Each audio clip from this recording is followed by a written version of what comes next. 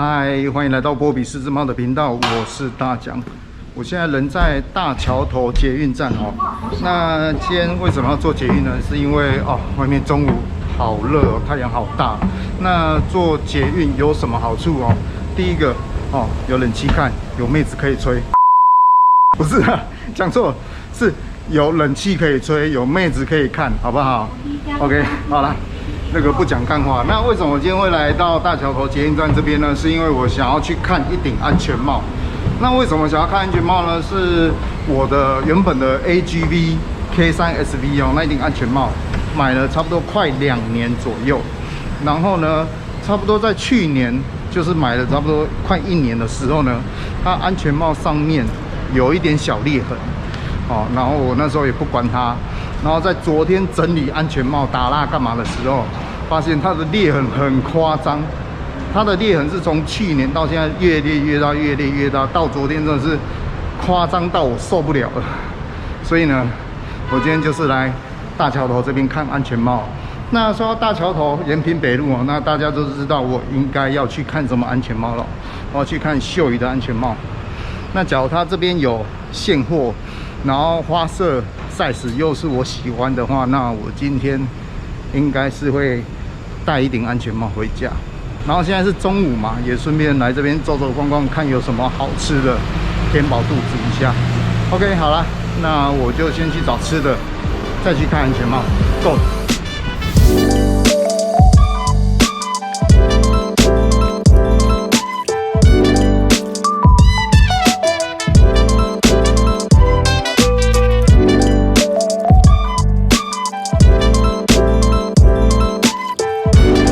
谢谢哦，拜拜。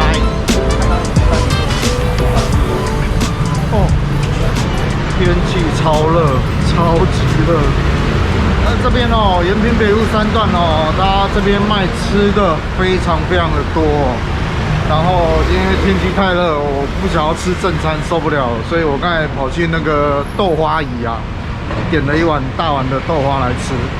那每次来到延平北路要吃冰品甜品店我都会去豆花椅那边吃。为什么你知道吗？因为它那边有猫咪，所以可以边吃甜点边欣赏猫咪，我觉得还蛮开心的。而且它那边有很漂亮的豹猫俄罗斯蓝猫。不过豆花椅它本身是就是有在收养这些流浪猫啦，也有在送养，所以想说都会实质的来吃个豆花，吃个冰品来算是实质的捧场一下。因为毕竟去捡这些流浪猫还要喂它们吃药干嘛，有的没的都是需要费用所以来到这边的话，吃甜点吃冰品的其他店家我不看，我都只会去豆花椅那边。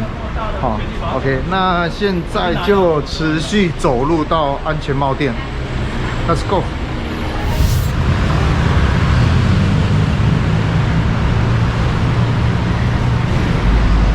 好，我现在终于走到这个卖安全帽的这一家店然后我今天要来看这个 G8 的安全帽。嗨，你好。你好。我想要看那个 G8 的安全帽。可以先看你要哪个花色？哪个花色我有研究过。这一顶跟这一顶这2个是一样的吧？对不对？你说对，同一顶，但是因为我们有一些是会因为刚好没有那个尺寸，我们就会摆一样的东西上。好，了解。我目前预设的话是这一顶这2顶，然后这一顶。那假设说最后没有我想要的尺寸，我可能就买素色的。素色应该就尺寸比较齐全了吧？现在不一定不一定。OK， 好，还是要再看一下。好，了解。那你有戴头套来吗？没有没有。好，那因为我们现在因为疫情关系，以前是有提供免费头套，那现在就怕交叉感染，所以我们是有卖，一个是200块，但是如果你有买帽子或订帽子，那个直接用送的。好，对，就是等于新的头套这样子。好，那因为我第一次戴秀仪，然后我也不晓得你要什么尺寸。对，我的尺寸是。我先拿头套。好啊，没问题。各位观众，那个安全帽还没买到，头套要先买起来，好不好？因为疫情的关系 ，OK。然后现在店员大哥他去帮我拿那个头套，那等一下会做一个试戴的动作，那我就先试戴看看。好，L 号感觉这样感觉应该是蛮好。然后，那你帮我朝前看，然后我会稍微帮你调一下你帽子的高度，你脖子帮我定的。正常来讲的话，我们在脖子定的就处理掉，因为我会把它往上抬。因为一般正常来讲，我们这边你看你的鼻头跟前面就会接近快到平，对，然后这边的话大概会留1到2指块，因为每个人的额头高度不同，那这样子算是最基本。因为我们戴帽子啊，跟我们后续我们做调整，其实都是以这个角度为优先，因为这边才是真的该戴的地方。哦，对。那你现在帮我感受一下，现在两脚有夹嘛，对不对？有。对，那你的太阳穴。你后面这一块，我敲了这边，大概这块，你会觉得有压迫感吗？目前没有，就是贴着而已。对，就贴着，就算服贴，但是也没有到不适这样子。对啊，就贴着，也不会感到不舒服。可是我觉得这很难讲，因为有时候戴个前半小时或者1小时是不太准。但是现在基本上你刚试戴的时候是没有那种就是不舒服的感觉。没有，对，没有。那这个尺寸应该是还算 OK， 就是以初步来讲的话，因为我们还是第一开始先试戴为主，然后剩下我会再帮你再比，再确认说这个尺寸到底是不是该是你戴的。好，对。好，了解。那现在应该是 OK。我戴起来不会说不舒服。对。然后穿脱也还 OK。对。好 ，OK， 那等等你先坐着，我帮你改善。好。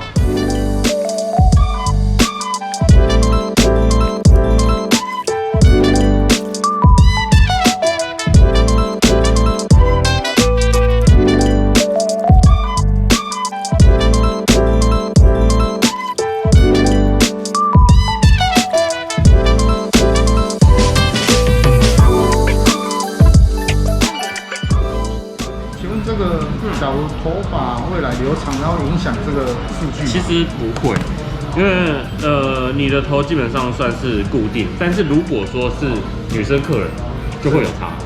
哦，她的头发会对，就比较厚的话，甚至有时候我们会可能因为她头发比较厚、比较长，是，她甚至可以不用调。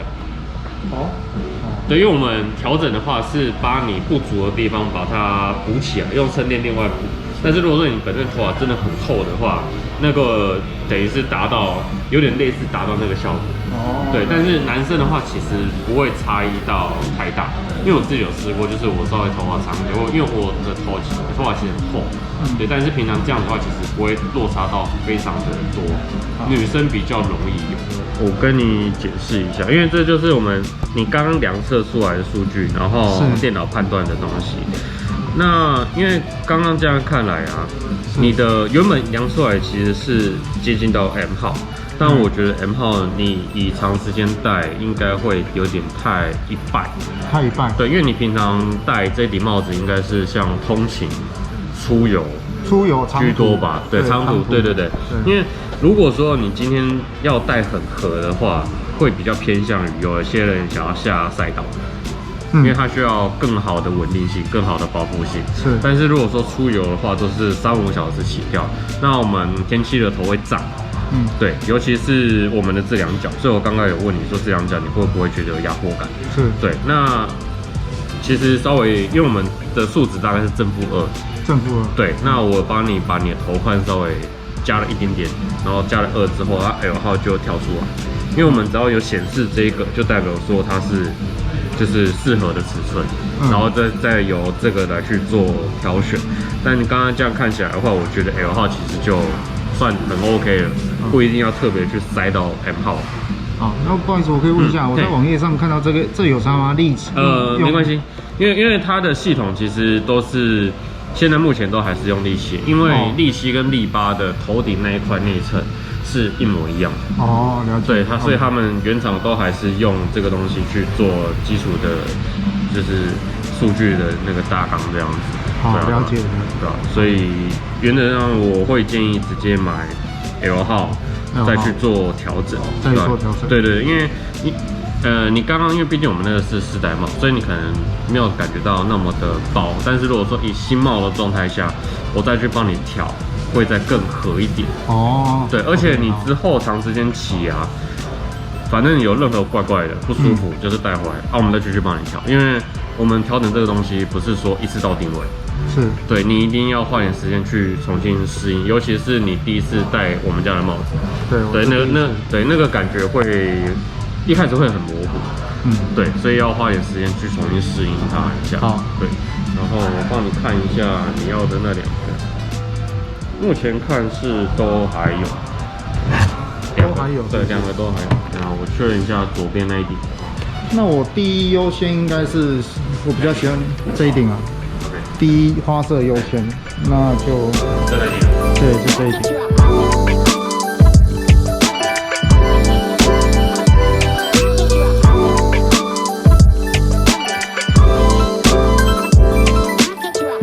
OK， 现在店员帮我拿了安全帽下来。那原本呢，我是比较属于这一个颜色，第一优先，然后接下来第2，然后第3。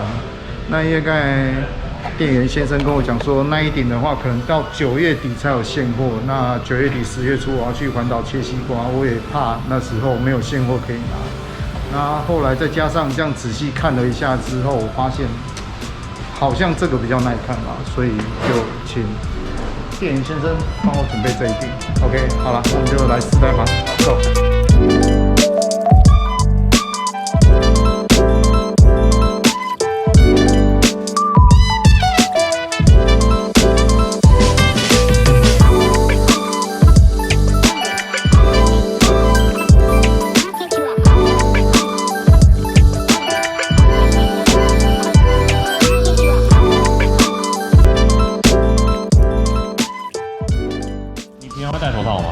平常我会戴头套，没有戴头套，那你就帮我戴着头套，然后直接再试一次，再试一次。对，就是全新状态下的感受是。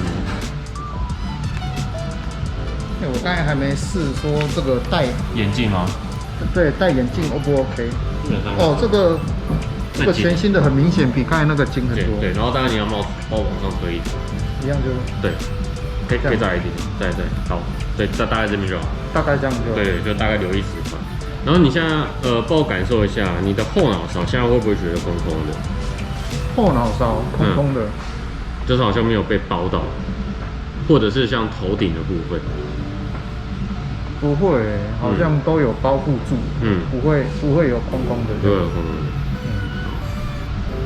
对啊，头顶跟那个后面都有，基本上都有。对，都有。那你眼镜帮我试一下。因为你现在有戴头套，应该会很难吐进去。因为我们这头套比较小一点。它是前后比较短啊，我觉得我眼镜好像没有办法完全，没办法完全吐进去。对，这是因为头套的关系。应该是头套的关系，因为你的镜角其实也不是说特别凹或者是怎样子。对啊，我的眼镜没有办法说完全的，就是这个鼻梁啊，你看这鼻梁，对，都贴不到。对。如果说你眼镜镜角该往下压呢，你试试看，进去之后看能不能再把它往下压，还是一样。还是一样。好，那这个我们最后再来处理好。我先简单的帮你调帽子，然后你试试看感觉。好。对。现在就是先暂放，就是撑电。暂放撑电。对，就先放着，然后你等下一样再帮我再戴，然后再试一下那个感觉。因为我们是要确认客人都戴起来没有问题之后，我们才会把这些撑垫给它粘起来，粘在内衬上面这样子。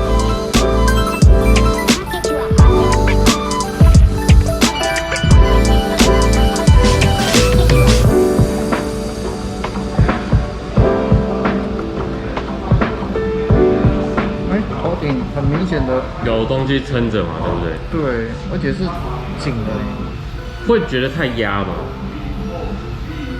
因为如果说它上面是这样贴着包着你的头的话，基本上是 OK。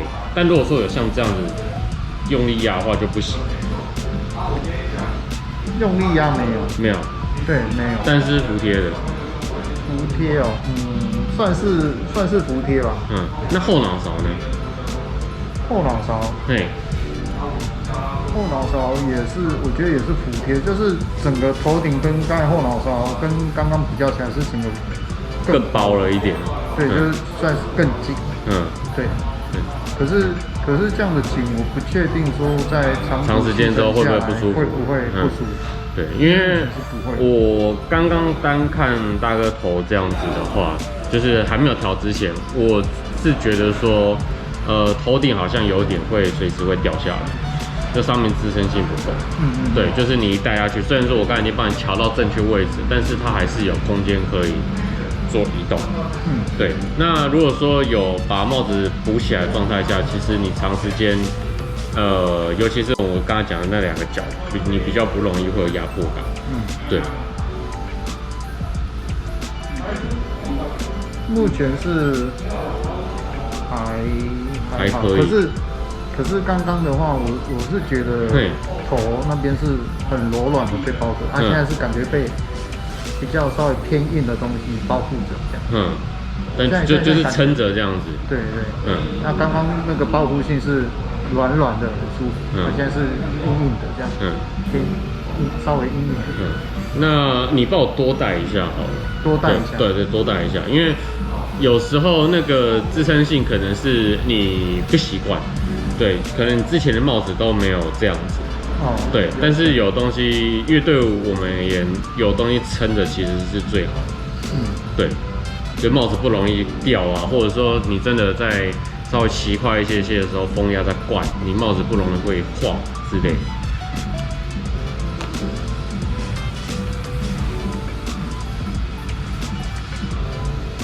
眼镜还是一样。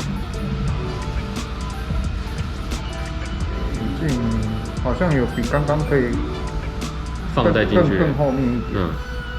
那你觉得你的这边2侧有受到阻力吗？这边。对，没有，就是我们进角的这一块。你刚刚放的时候，有可是我不确定这个是是帽套的关系还是帽套？我觉得应该也有一点点关系，不然的话，你等等帮我不要戴头套，感觉好像已经插到底了，不能再进去。那不然你等下头套先不要戴，头套先不要戴，你直接这样子试，看会不会好，因为。你自己家里的头套应该比这个再有弹性一点吧？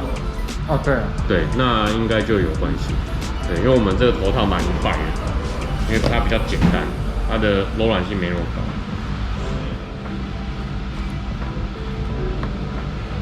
高。这个帽套拿下来，整个香味都出来了，完全帽子香味整个散发出来。有，这样就。很多，可是还是会被，可是他眼镜是整个被撑高的，你知道吗？就是如果说你把它往下压，好，那这样看来，我等等要帮你把那个进攻海绵给它撕掉，你会比较好弄。对，对啊，他现在是整个是撑被低起来的，对，就被顶。但是你的眼镜现在可以放的比较后面一点。对，对，可以放后面。对，那应该就是头套问题了。对。所以这个镜钩也可以去做改善。对，我刚刚顺便忘记问你，就是没有戴头套的情况下，你觉得头顶有没有好一点？有没有好一点？我觉得那感觉就是还是会有一点点是压。我觉得那个感觉是，就是稍微硬的在包覆着我的头。对，因为你垫那个时候就硬的包覆我的头，跟刚才第一次是软的。有差距。好，那我抽掉一层。可是那个硬包覆我的头不会不舒服。对啊，那感觉好像直接戴上去，然后就直接顶到我的头。直接顶到。就一次到定位了，应该是要这样。对，一次到底，一次到底。对，因为你刚刚是你一戴下去的时候，你还可以稍微这样拉它。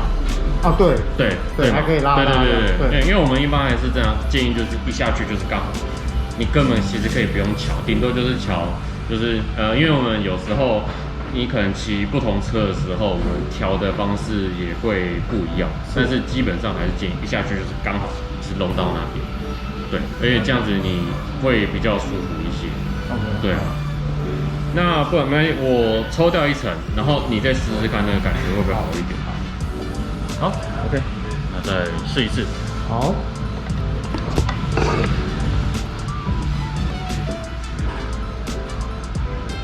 一样戴头套吗？对，就是戴头套。啊，一样戴头套。然后这次眼镜就应该就先不用戴了。哦，应该有好一点。对，有好一点，不会像刚刚那么的怎么讲死硬吗？还是就是它不会那么硬，就不会好像就是有什么东西直接抵着你。对，抵着我。但是现在这次应该也是一进去就是刚好，就是比最原本还没有调之前，就是还是有一点点的。可以意识到定位这样子，对，算是也是可以到定位。那你平常骑什么车？哦，那XIDV。哦，XIDV。那XIDV 的话，抬头视角这样应该就差不多。对，因为我们会依照客人骑的车，然后可能你上面的这一块会去再做微调。因为譬如说，如果说真的是骑防晒那些的话，上面我就可能会再帮你再加更多。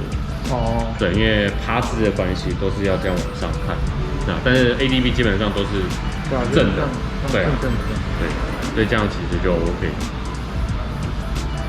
目前这样的这个头顶这样的调整是比刚刚比较舒服一点，对，稍微舒服一点。那这样看起来是没问题，但是就那你月底要去做长途。我会建议你在这之前能带就尽量先带，把它带松这样。对，就是稍微习惯一下，因为如果说你不习惯状态下，你直接去试长途，你反而可能会不舒服。哦，对，因为而且在你做长途之前，你有任何问题就赶快先回来，再回来再调。对，而不是出去了然后发现说啊干不行，对，那个真的会很痛苦，对啊。那所以像我刚才做捷运来，我现在就可以这样带着做捷运回家。如果你愿意的话。好，那我就直接先这样子帮你调，然后再进购我一并帮你做处理这样子。所以像这个配件的话，它也是原厂附的小配件这样。应该说就原厂生产的专门的衬垫。哦，对啊，这样还蛮好的，可以做一些细微的微调。对啊，因为这个才可以变成就是说真的客制化，就完全适合你的头型这样子。因为毕竟一般的帽子都是公版，对啊。那假如像说，比如说这个可以拆洗嘛？那洗会影响到这个会不会脱落？不会。对，但如果说真的它不幸掉下来，就是拿回来奥摩再帮你补上去，因为后续调整啊那些都是不收钱。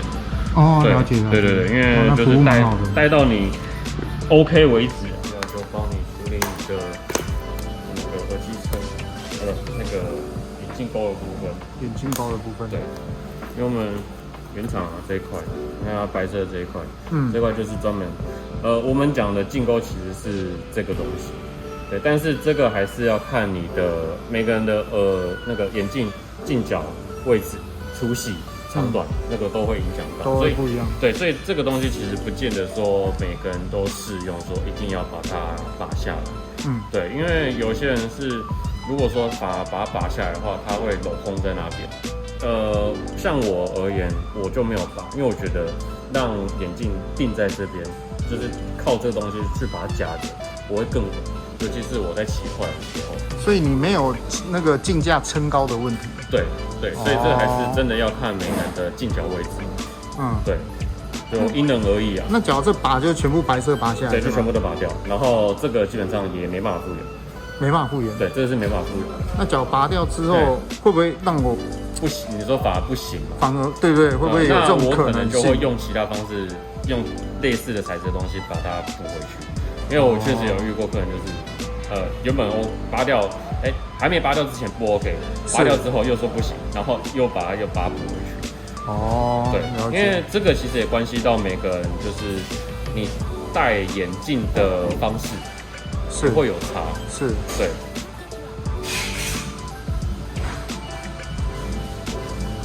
我看就你感觉你帮我这样，然后直接往里面吐，对。这样是可以的，可是它的那个镜架是压在我的那个耳朵。那你帮我手一带把它拉开来单边，然后手伸进去，把耳朵摊平。你的框比较软，会变形，所以你进去的时候，你一定要把它往下塞，往下压，会比较好一点。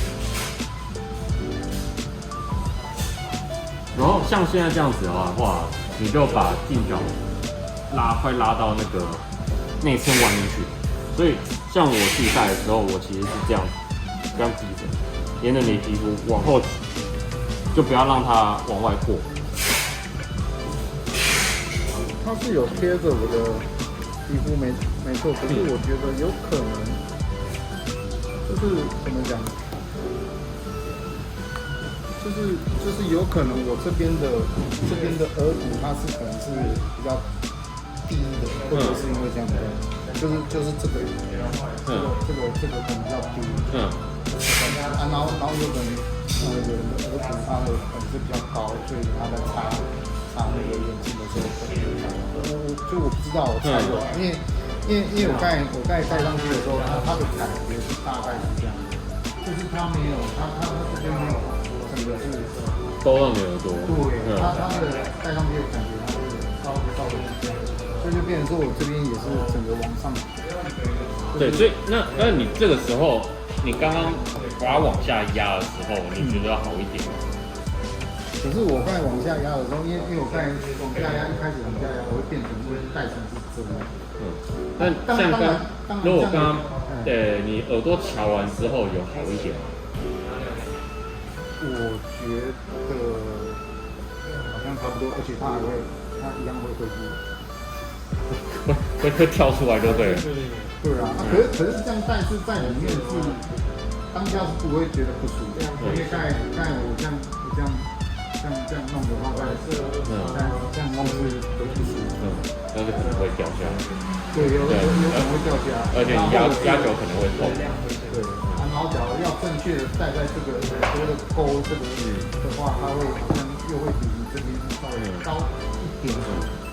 因为这样看其实有可能是因为，但你耳朵比较贴一点，对，因为可能也是因为我耳朵比较外一些，所以我觉得我很好绑，我的耳是直接卡在这边，对，不然你再帮我再试一试看看好吗？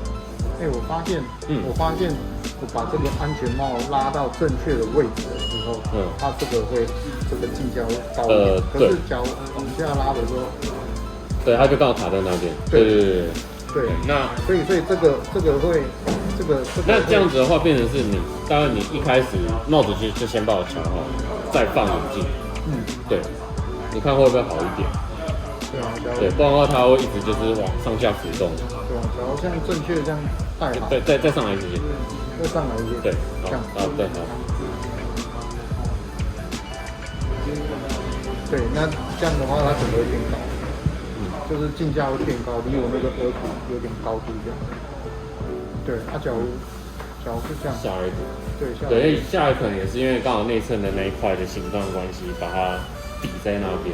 对，下来的话，我的那个就可以比较下面一点。但这样就不行。对，这样就不是了。对，这样就不建议。我问一下你说刚才这样标准的这样的一个，就是这个整个戴法，这戴法正确的戴法，跟我这样你说往下拉一点差异嘛？对，过程的差异有差。其实差最大的就是说，我们不管今天你骑什么车，你今天骑 ADV 也好，就是你骑 ADV 也好，但你平常基本上都是正坐的姿势这样。但如果说我们遇到风阻的时候，其实我们会这样慢慢往下，头会慢慢往下。对，因为抗风嘛，那这样撞的时候，如果说你看一般正常这样戴的时候，正常的佩戴位置这样子，那如果说稍微下来一些的时候，我们的眼睛会变成是这样，有点往上看。但如果你往上看的时候，你把帽檐这边拉得太低，等于是你上面都被帽檐吃掉。哦，对，那有些人会认为就是说他是为了把它往下拉，整个罩住下巴是要来保护下巴，但其实并不然，因为你放在正确位置，你不管怎么撞，它都还死掉。对，因为我们真的在滚啊或者怎样子，都是直接这样子。那有些人是认为说下面这一段会怕被去撞到，但除非说你是这样子被撞，但这样不太可能。对啊，不太可能啊。人这样子飞着过去是不太可能，但不管怎样子都是一定是这边先去被摸到。对，那这个是一点，然后还有另外一点，其实最主要是抬头的视野上面这一块，因为尤其是你看有些人他们在做护弯的动作，他们要多看出弯点的时候，如果说你的帽檐是遮住的，变成是你要这样子。这样就不对了。哦，对啊，对，你为了要看更多的地方，你反而是抬头这样看，那这样子有点就是没有必要。那如果说它在正确位置的话，你头是这样子，然后你就可以正常上跑。对，因为像本田安驾他们就是一直有强调，就是你要不停的摆头。对，不管是今天是怎样的状况，后照镜一定会有死角啊，比如说这一块啊，因为有些人是怕说这边他看不到。它的这一块，但其实这一块是你要抬头、转头这样子去看，说到底有没有车在你的视角这一块，跟你有没有把它拉下来，这样子看是两回事情。对，因为这样子看还是有死角，那干脆直接反头看，这样才可以更确定有没有拉车。对啊，这才是比较重要的。所以我们戴的话，我们都是非常强烈建议，就是把它戴到。而且还有另外一点就是说。我们调的位置也是因为这个去做调整，那个角度去做调整。那如果说在正确角度下你戴都没有问题，那如果说你把它调的更多，本来该被包的地方没被包到，不该被包的地方它去压到。对，因为有些人是把我往下拉，原本这边他可能觉得刚刚好。就是上面这块都很舒服，但是它往下拉的时候，因为我刚好帮你垫后面，对，有可能因为这个关系，往前抵，然后帽壳这边直接去压到你会不舒服的地方，对，然后他们就会觉得说，为什么戴起来会这么痛？就是因为没有戴好，没有戴正确，对，了解，主要是因为这样子。那这样的话，那我这个眼镜的这个会抬举的这样的一个状况，我们要怎么做一个改善？还是说我要出弯的时候我把它拉高啊？我要进弯，我要正常骑的时候我把它拉下来。我想一下，就是要一直调。现在对，这样就正常。对，这样就正常。因为它一开始放进去的时候，它好像因为它里面内衬的关系，它就好像你刚好抵到内衬，就是刚好卡在内衬上面。我是把它那个镜架尽量调，然后贴着我的脸，然后往下压，所以它现在就镜架被塞在那个内衬下面。对。它刚开始镜架是刚才放在上面的，对，放在上面就卡住了。所以就是离我的额骨是有点高，有点距离。对，然后我现在是把它往下这样。对，所以我刚刚才跟你讲说，尽量贴着皮肤之后，直接把它往下压。可是对，但可能就变成你要对。就是要一直一开始一定要适应一下，就是要一直调那个位置。那有可能就是我这个镜架框太软，没有办法说像你刚才讲那个硬的那个镜架框，的方式，对，要像这样子，然后另外一边再给它硬塞的。对，因为你刚才左边是我看到你是直接把往下拉的，对，然后你现在剩右边。可是现在两个都是有勾在额骨上面，两个都有勾在额骨，所以现在目前是这样。对，就因为就像我讲的，就是你戴之前耳朵先调好，先让它完全的摊开来之后，你再来做要放眼镜的这个动作会比较好。因为像我自己，虽然说我的帽子已经戴好，我好长一段时间内衬已经稍微松，但我每次都还是要做整耳的动作，才是最好的。对，尤其是我们有戴眼镜的就很麻烦，要多这一步。会比较保险。它现在内衬是被我弄松了，现在可以一次调。它其实弄到最后，你那个海绵会定型。对，这样好了。对，对，所以我出弯不用这样。对，对啊，你自己看啊，你自己这样子上下摆，然后你再这样往上看，你会发现会差很多。哦，改善，耶，太好了，哦耶！我镜片可能会拿去给人家处理啊，就先包犀牛皮这样。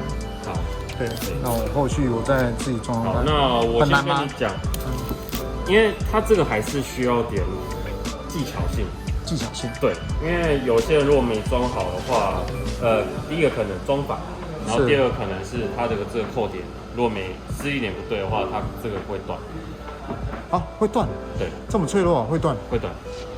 对，就是因为我们装的时候，你的镜片要尽量把它摊开来，它有些人不敢凹，然后它就是反而硬去挤，是让这一块去把它挤进去，那它的脚也有可能那边会受伤，然后甚至是这个也有可能会断，因为这个是我们有客人发生过这种事情。哦，是哦。对，虽然说这个本身那个配件包里面它有在给你一对，但是还是很麻烦。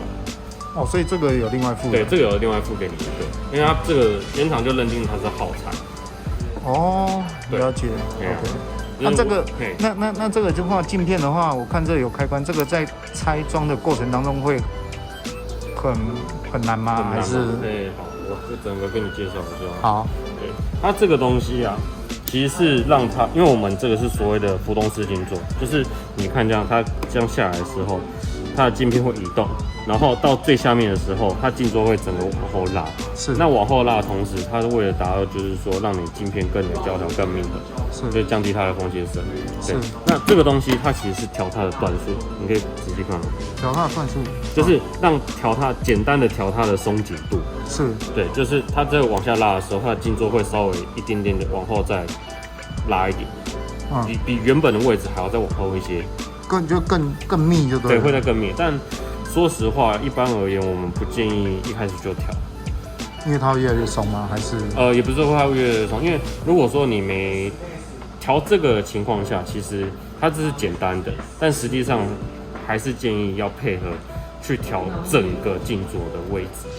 哦。因为如果说你一开始镜座，因为毕竟这都是人工锁，所以一定会有公差。是。那在这个情况下，如果说你要硬去调它，然后你要让它维持在一个不对位置的话，有些人镜片可能会变成是歪一边。哦，对，虽然说它已经是中置式的开启的方式，但是还是有可能会这样，会翘一边。了解。或者是说，该有贴到的地方没贴到，因为我们就有调过一个客人是新帽装在下，但是他这边会漏水。哦，会漏水。对。但就是因为那个真的就是我们要再去做镜座的调整，因为就像我前面讲，毕竟是人工锁，它一定会有公差在。但是那个调完之后就没事了。对，所以这个还是建议，就是对，先不要去动。真的要调镜座，建议还是拿回来给我们，比较保险一些。哦，对，了解。然后再拆镜片的话。以前的话，我们的像利器跟叉4系列，它的监督系统是完全一模一样。那以前我们都是把镜片打到最开，然后拉这个，基本上它就可以直接被拔起来。但是你可以看到它这边这一块是有沟槽的。嗯，对。那这个沟槽如果照原本的这个位置的话，直接这样搬，你看。哦，镜座会被搬起来。它被搬起来。那久的话，这边可能会断。甚至会磨损，所以现在变力巴的话，我们会就是把它往下拉一格，第二个，然后同时拉这个东西，对，拉的同时镜座往自己的方向抽，这样子，有没有？它这个块已经有脱离了，有，对，然后再直接这样闪，对，然后这个可能还是要稍微凹一下，对，它这样才可以。正常的把它拉出来，是对。那如果说要放进去的话，后面这个线镜片可以稍微凹一下，这样子，这样进去之后一样。这个时候其实这个就不用拉了，进去的同时，这个进去之后往方向走，哦，对，出来是有点这样子凹，然后让它翻出来。那进去是把它翻回去。哦，了解。对，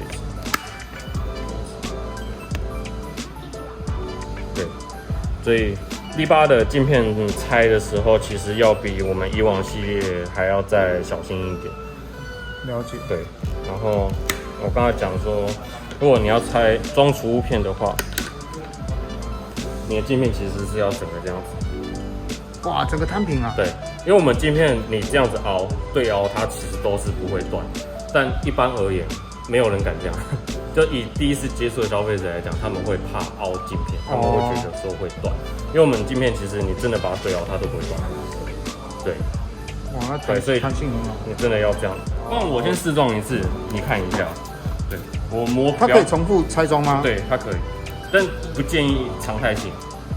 对，因为它本身它是用塑胶去让那个镜片做密合的动作，达到就是防止起雾，就直接这样把镜片摊平，然后让它去扣2个角。哇，摊好平哦，真的。对。这样好了。对，其实这样子就好。但是因为我们每天都在装啊，所以可以装很顺。对，那一般客人可能就会怕去凹到它。那它有分正反面吗？就是哪个是朝前，哪个是朝后这样？膜是朝自己，湿的膜是朝自己。对，因为你看它这边有一个胶圈。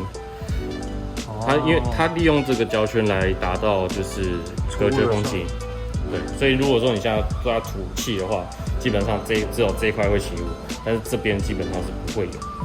对，但是装储物片也不是说它是万能的，因为它这个东西只防雾气不防水汽，所以你湿气到达高的程度的话，或者是你去高山的时候，它还是有可能会起雾，或者是直接渗水进去。对，那个就没办法。对，那个就是因为它毕竟不是万能的。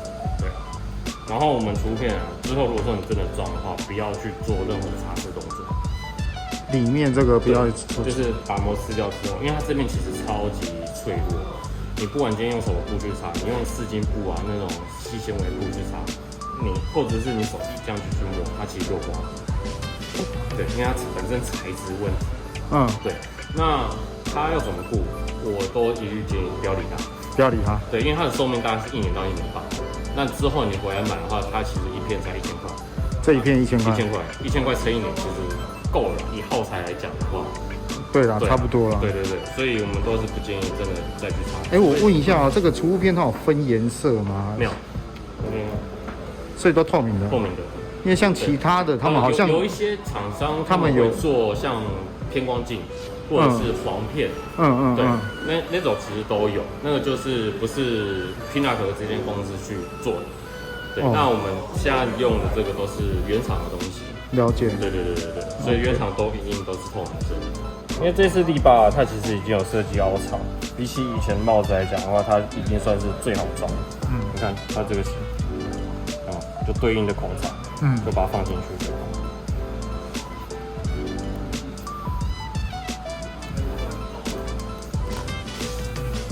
就这样插进去而已，还蛮方便的。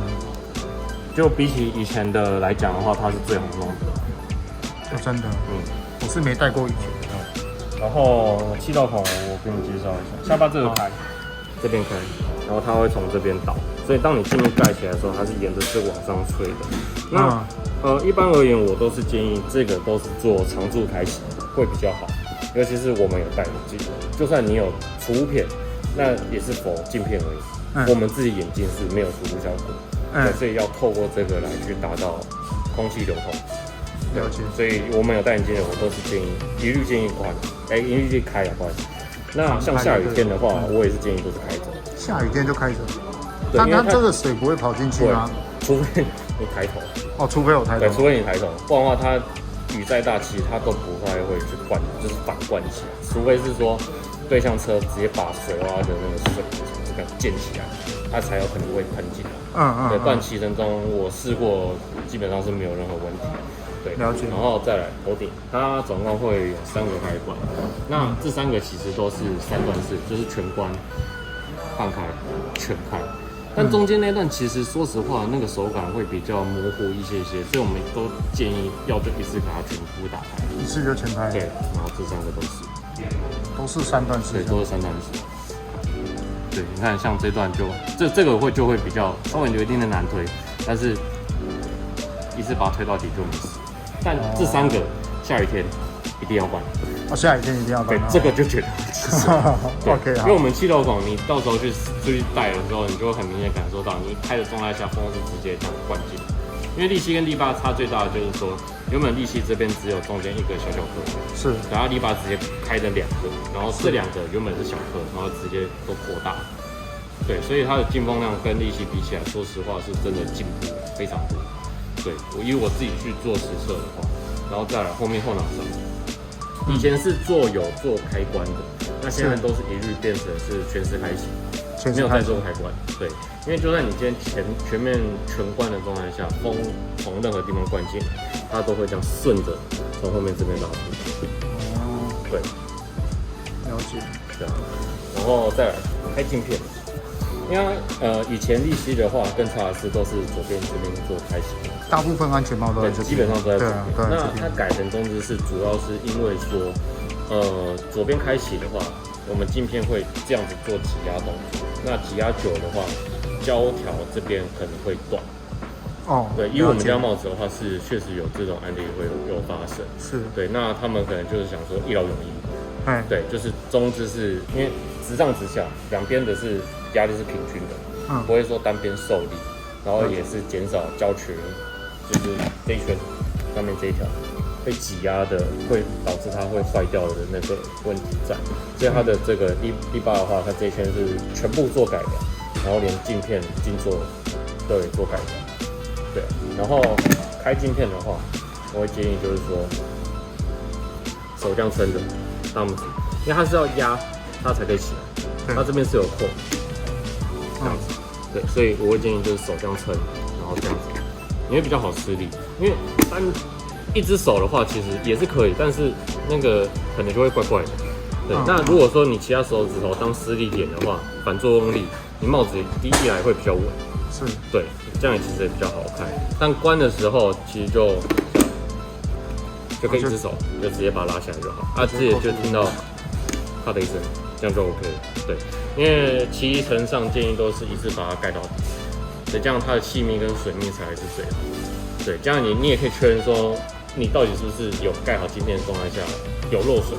如果说真的有的话，就是再拿回来我们再帮你做镜座的调整。对，也要等于是先帮我们做好确认动作。好，对，我们镜片唯一要注意的就是说。酒精丙酮其实有，酒精丙酮其实有，千万都不能用在镜片上，因为现在其实很多清洁镜片的产品会有一些有酒精成分，那种就是要慎选。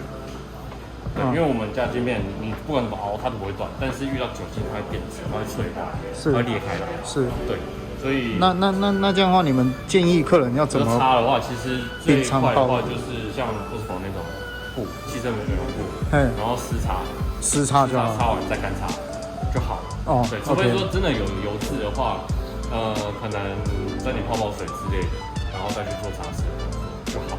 我们其实平常拆的话，两边夹层最快的方法，你手伸这边，因为我们这样看好，我们这边总共有1、2、3个扣点。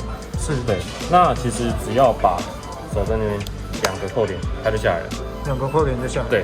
然后这个时候转到这边来，手换抓到这边，是，好快哦。对，你看，就前面是抓这2个，这2个只要一扳掉，后面这个就很好下。对，然后这边耳机衬，这个拔掉之后，你耳机就会放里面。对，因为这个位置你有放进去的话，你的耳机才不会压到你的耳朵。对，所以有装蓝耳机的一定都要拆掉。OK， 对，除非说你耳机今天真的很小一颗，然后你的耳型也不大。可是它这个拆的话是整片拆吗？还是拆这个圆圆的就好了？没有，整片拆。整片拆下来。对，整片拆。对，因为它这个厚度，你耳机如果说要再放上去的话，我觉得还是会太厚。对，所以一般而言都是建议直接把它拆下来。对，这样最快。那它这里面的话，它有走所谓的线度设计吗？还是没有？没有，就是要自己。其实最简单的就是。线不要看到就好。了解。对，就是长线藏好，然后你的接头啊什么的，不要放在容易你会压到的地方。因为像多余的线啊，就是放在后面就好了。就是直接放在这一块，因为像通常我们右耳的线会比较长，对，所有的线我都会直接把它放在这边，对，然后剩下的就是放这边。那我们主机通常都是放在这一块，对啊，大部分都放在这个。那因为力巴它改版之后，它这一块变成是硬块，所以你的线其实可以直接这样子进来。对 ，OK， 对，你要走线其实也比较简单，然后它也可以缩短成最短距离。对，就不会那么丑，就是一条长线，然后挂在这边，然后你还要再去想办法。假如说有人的习惯，他没有装蓝牙耳机，他比如说像我们现在耳机无线耳机，你说像 AirPod 那些，对，比较方便。那这个的话，装这种耳机，我还需要把它拆下来吗？还是要看你的耳型。还是要看耳型。对，还是真的要看耳型。但一般而言，戴 AirPod 其实要比较担心，就是你脱帽子会被挤掉。对啦，因为它太小颗，容易跳掉。你有戴头套。对，所以真的有戴，真的不想要装蓝牙耳机要戴 AirPod，建议还是戴头套，比较保险。包括一脱旁边水沟打，就直接掰了。对，几千块就没了。然后装夹层的话，因为你看这边有这个扣点。对，然后前后都有。这个红色的钩就是对应这2颗。对，这个。对，然后我们装的习惯都是从后面先。这个。对，因为你看，只要这个对进去。是。对，然后这顺着进来，只要后面有对到点，前面就一定可以一次到就进去了。一次到定位。对，然后接下来就是3个扣点，白色这个扣点。是。对啊。然后就直接扣上去，后面这个可能要稍微拿捏一下，是那个距离，对，因为其实你只要前面的位置都有对到位置，后面这个绝对可以一次就压掉，对，但还是要习惯一下，因为毕竟我们每天都在磨，所以可以一次就到定位。了解 ，OK， 好，那我可以问一下吗？这旁边这个警语是什么？对，这是什么意思？它这个简称就是内衬紧急快拆。那内衬紧急快拆就是说，你今天譬如说发生意外，然后你躺在地板上，你没办法动。那如果说我们像进口帽，它你看平常这样撑着的话，对，你头要这样要把它拔出来，基本上是不可能的。对，那这个东西就是说，让你在没有意识的情况下，它可以先让内衬脱离之后。让它增加空间，你的头就比较好出来。对。那这个要怎么弄的话，就是其实这也关系到前面一点，就是说你的夹层，比如说今天你头这样撑着嘛，对，然后这2个夹层先想办法把它弄掉。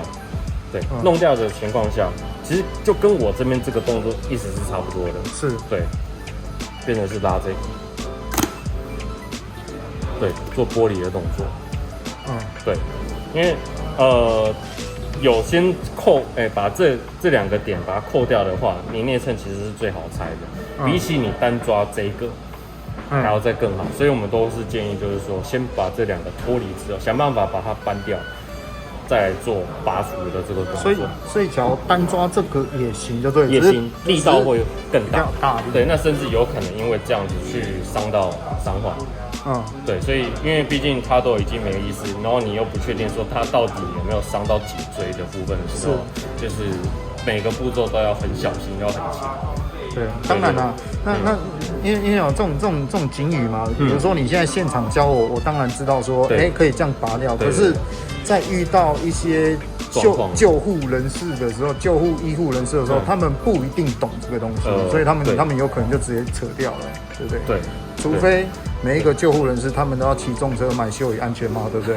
他们才会知道这种东西。以进口帽来讲的话，其实这个已经渐渐快变成标配了。对。了解 ，OK， 算还不错。因为我们家帽子全部的全罩都有这个东西。全部的全罩都有。对，全部的全罩都有这个东西。因为4/3它更好拆，所以它就不用担心。对啊，但是全罩的话，它就要担心这个。那一般我们也不建议没事去玩它，因为这个你有可能会断。红色带子这个吗？对，因为你看它后面是单纯这样子，车缝线把它缝上去而已，所以等于是严格来讲，它已经是变成是说它是一次性的。了解，我懂你意思。对，所以平常没事不要去拉它。对，真的要拆内衬就是抓这边就好。了解，对，就 OK。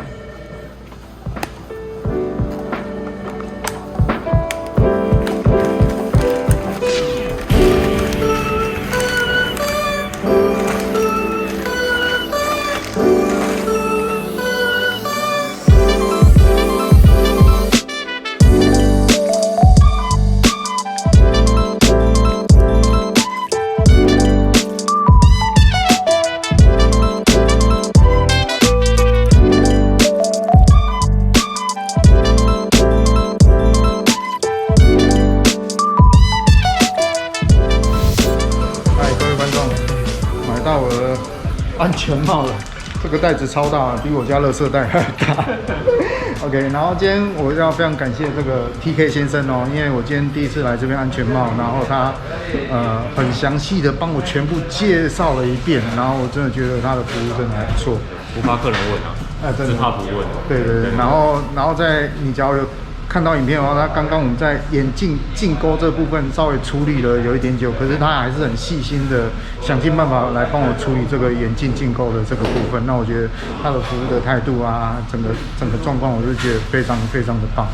那我是第一次来买这个秀宇的安全帽，以前我戴过阿赖啊，以前有戴过 AGV 啊，那秀宇是这一次对第一次戴。那买秀宇好不好？就是要来总代理这边买，好，不要买水货，好不好？总代理的服务真的，我觉得真的很不错。然后这样的问题啊什么的，虽然我可能就是比较麻烦啊，问题一堆，可是我觉得这个 TK 先生他服务我的态度，我觉得真的很好。OK， 好啦，那感谢你的收看，我是大奖，那他是我新认识的朋友叫 TK， 那我们就下支影片再见，拜拜。